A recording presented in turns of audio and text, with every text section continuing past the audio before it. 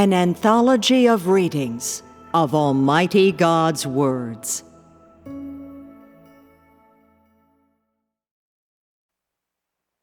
God's utterances to the entire universe.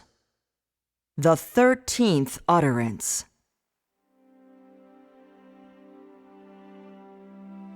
Hidden within the proclamations of my voice are a number of my intentions.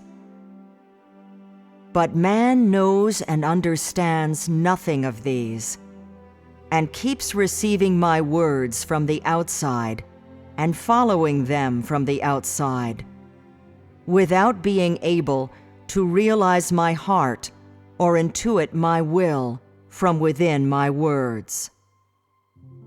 Even if I have made my words clear, has anyone understood?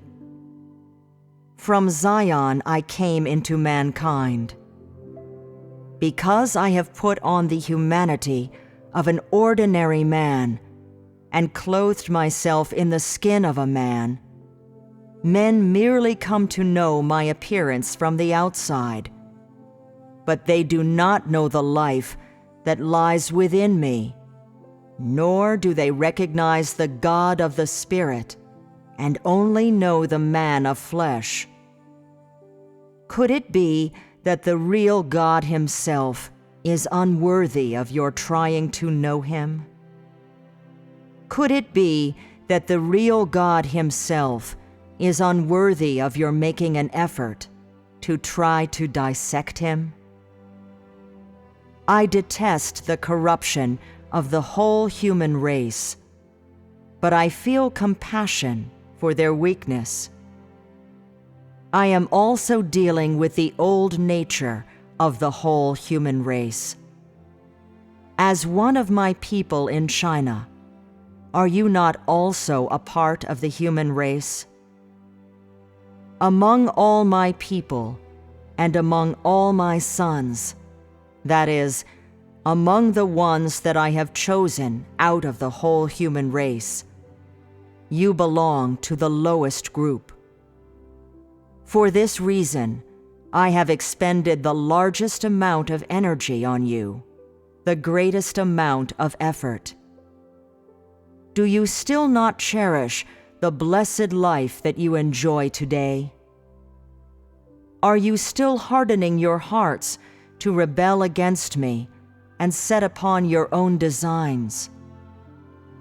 Were it not that I still have pity and love for you, the whole of humanity would long ago have fallen captive to Satan and turned into delectable morsels in its mouth. Today, in the midst of all humanity, those who genuinely expend themselves for me and who genuinely love me are still rare enough to be counted on the fingers of one hand.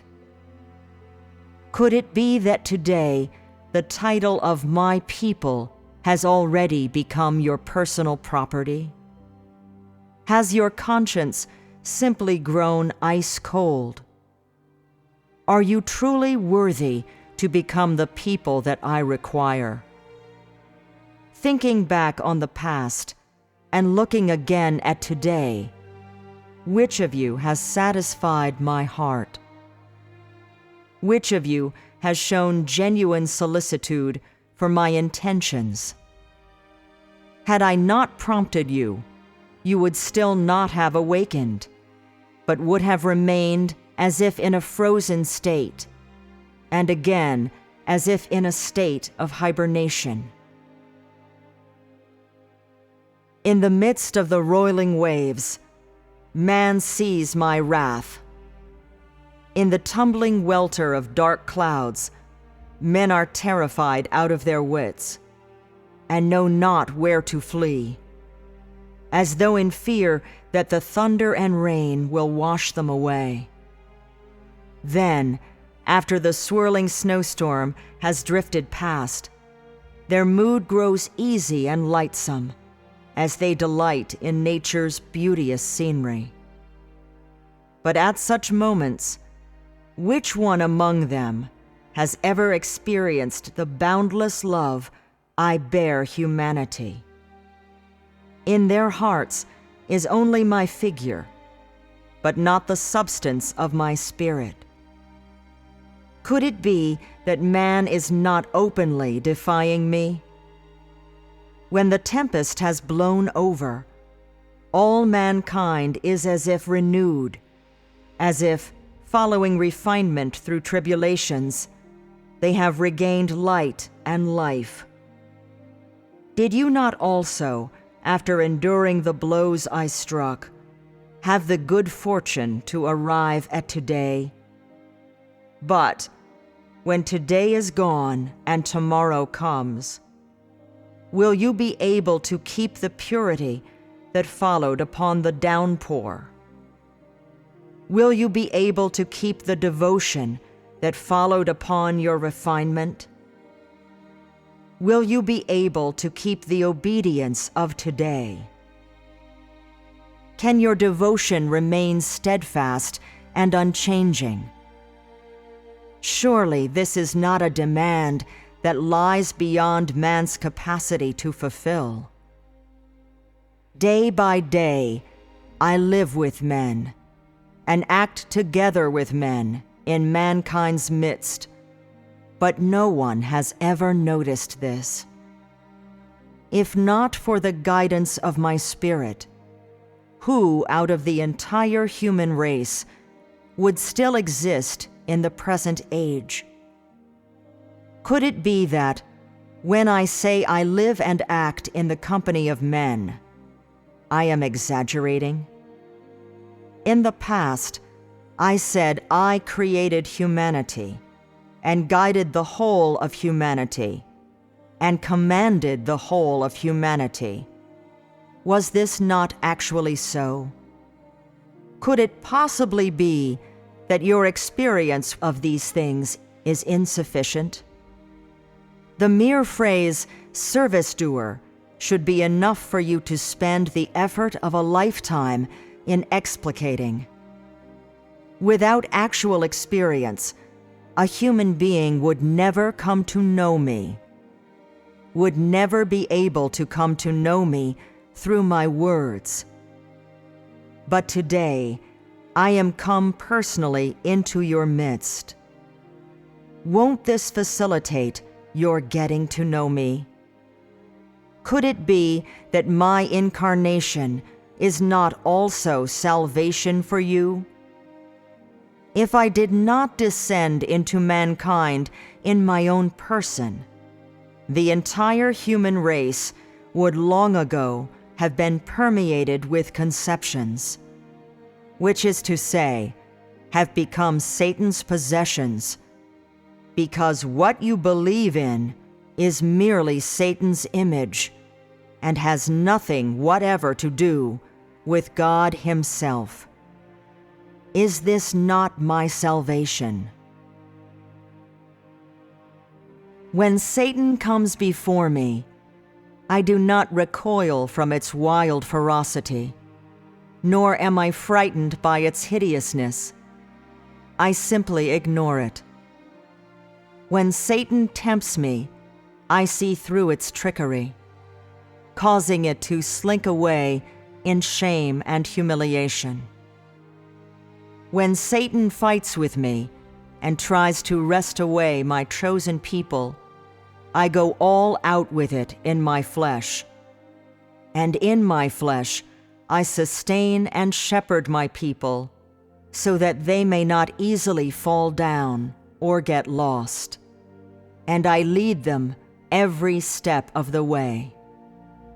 And when Satan retires in defeat, I will have been glorified in my people, and my people will have borne bright and resounding witness to me.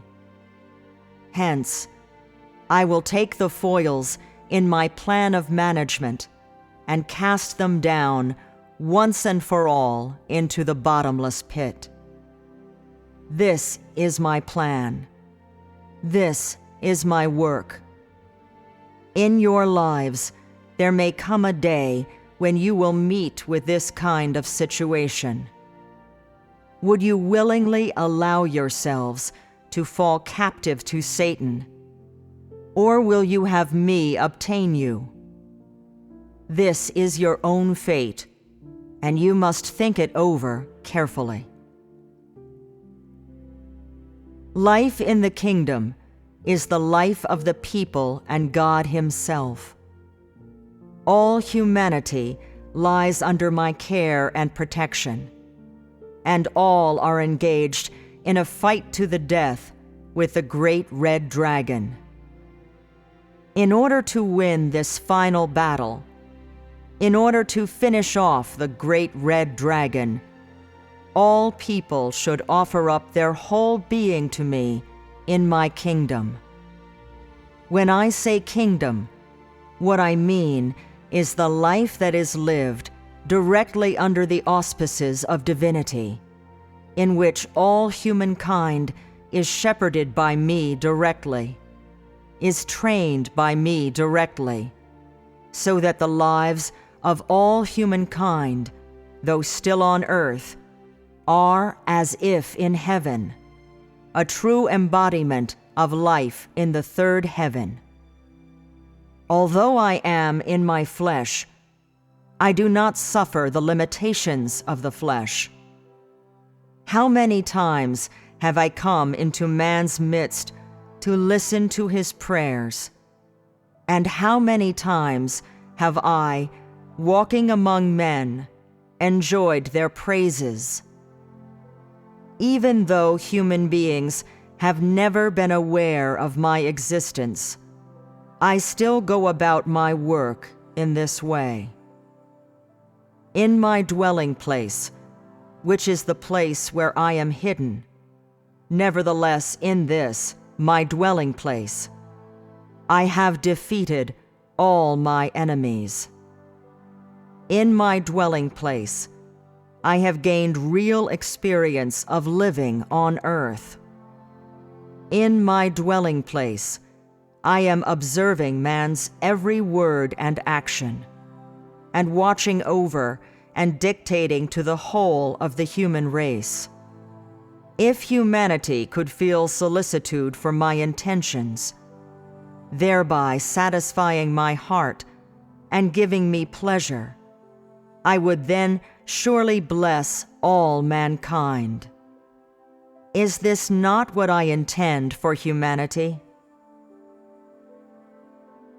As mankind lies comatose, it is only through the peals of my thunder that human beings are aroused from their dreams.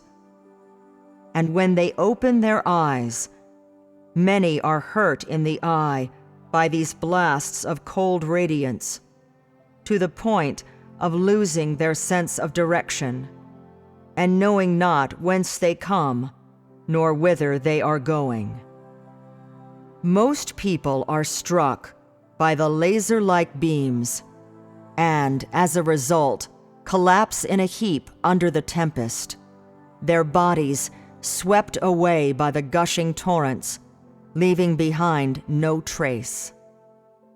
In the light, the survivors are finally able to see my face clearly, and only then do they come to know something of my external appearance, to the point where they no longer dare to look me directly in the face, deeply fearful lest I visit my chastisement and curses once more upon their flesh. How many people break down in uncontrollable sobbing? How many fall into despair? How many form rivers with their blood? How many become corpses, drifting aimlessly this way and that? How many people, finding their own place in the light, feel the sudden pang of heartache and shed tears for their long years of unhappiness? How many people, under the ominous glare of the light, confess their uncleanness and resolve upon self-reformation? How many people, being blinded, have already lost the joy of living and in consequence have no mind to take notice of the light, and thus continue to stagnate, waiting for their end. And how many people are hoisting up the sails of life, and, under the guidance of the light, eagerly anticipate their tomorrow? Today, who among mankind does not exist in this state? Who does not exist within my light? Even if you are strong, or supposing you are weak, how can you avoid the coming of my light?